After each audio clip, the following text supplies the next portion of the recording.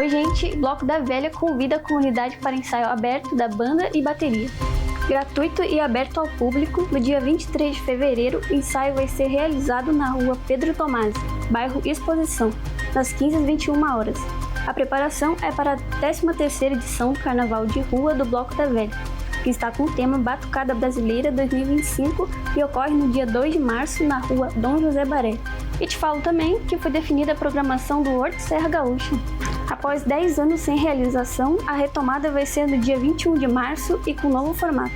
O comitê organizador definiu as áreas e projetos que serão realizados no distrito de Fazenda Souza. O objetivo é proporcionar o acesso e qualificação dos agricultores a tecnologias avançadas e práticas de horticultura e fruticultura. O evento tem como destaque os conhecimentos técnicos e inovação para o setor agrícola da região sul. Mais informações e acesso à programação completa você pode conferir no site da Prefeitura de Caxias do Sul ou no QR Code que aparece na tela. Pessoal, o Direto vai ficando por aqui. Até a próxima!